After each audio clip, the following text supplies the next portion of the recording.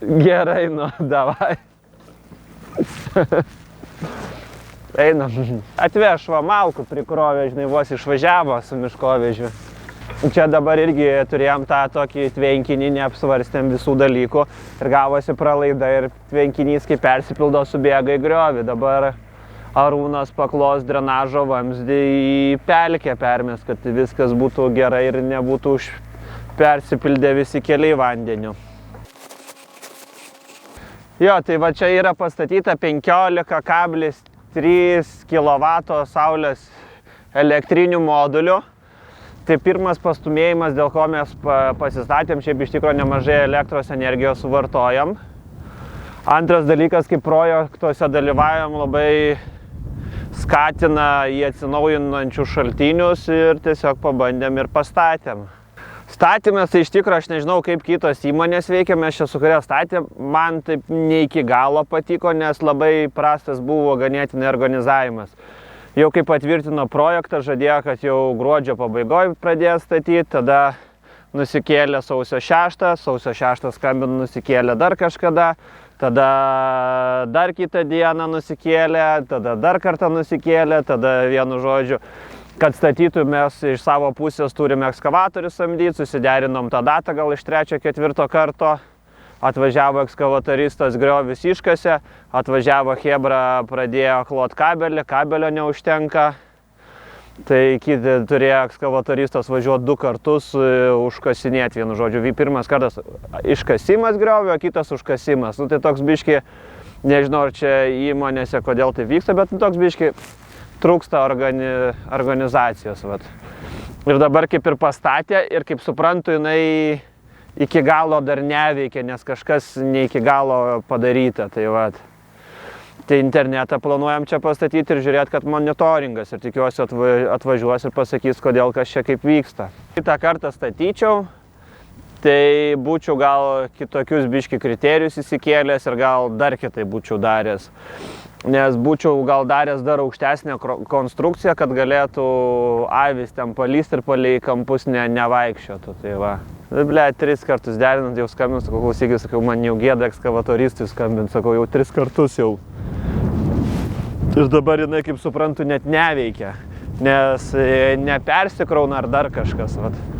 Tada jisai, žinai, buvo kalbėję, kad apie kažkokį monitoringą, prieš statant nepasakė, žiūrėk, čiuvakas, čia turi internetą, neturi interneto, reikia pasiorganizuoti dar kažkas.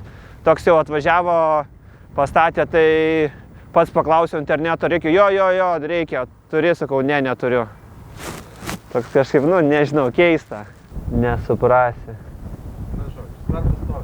Nu, bet žinai, netenkina mane tas, kad stovi.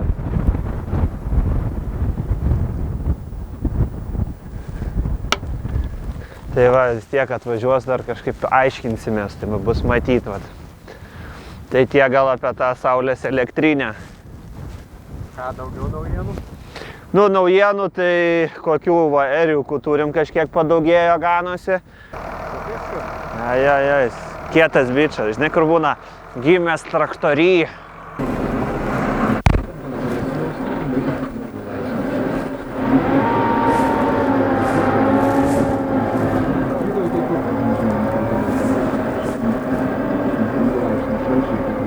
Kai nupjovė medį, užsisakiau iš Mindaugo paslaugas, tai jisai atlieka įvairius ten krovimo darbus su technika, tai jisai ką mum atliks šitas senos eglės rastus sukraus ir nuveš į Lempijoje, kad kažkokių kiek įmanoma ar išeis lentų ar dar kažko. Vat. Rekomenduoju, labai pasisekė, kad jisai yra šalimais ir, nu, šiaip tokius visokius nestandartinius dalykus daro, nes būna, kai žmonių paprašai, tai niekam neįdomu ten dėl 1-2 eglios arba reikia didelės kupetos pinigų, kad atvažiuotų. Tai o Mindaugas kažkaip sukalbamas ir labai žmoniškas.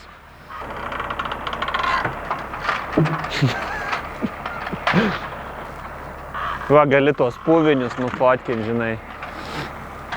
Centrus branduolius.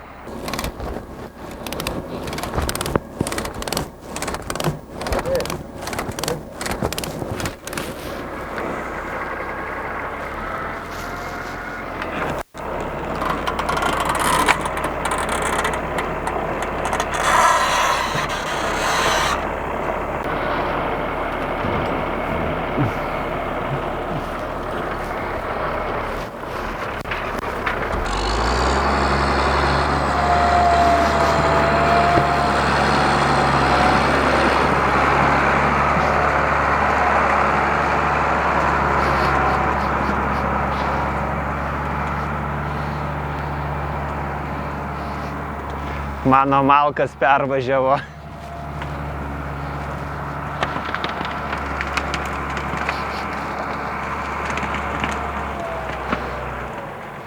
Čia kai visi ten gamtos mylėtojai sako, va, čia sena eglė, bet va, labai aiškiai matosi, va, kad čia va yra supuvę ir čia metai 2.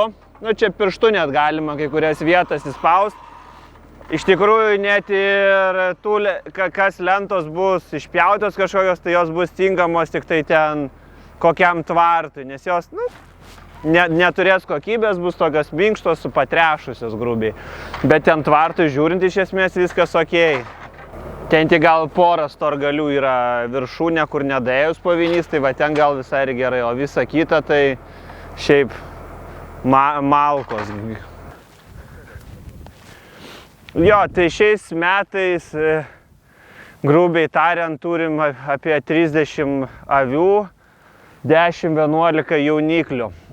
Tai šiais metais ir dar, kaip matau, dar turėtų atsivest kai kurios, tai o kiek po ariavimuose bus reziumė, net nežinau. Šiaip viskas ganėtinai sklandžiai, viskas neblogai sekėsi, jaunikliai čia apie mėnesį laiko, dideli, gražūs, laksto, laimingi, ko daugiau reikia. Yra čia to proceso visokio ir įvairaus prisigalvojam, nuo aplinkos tvarkymo iki namų remontų ir taip toliau.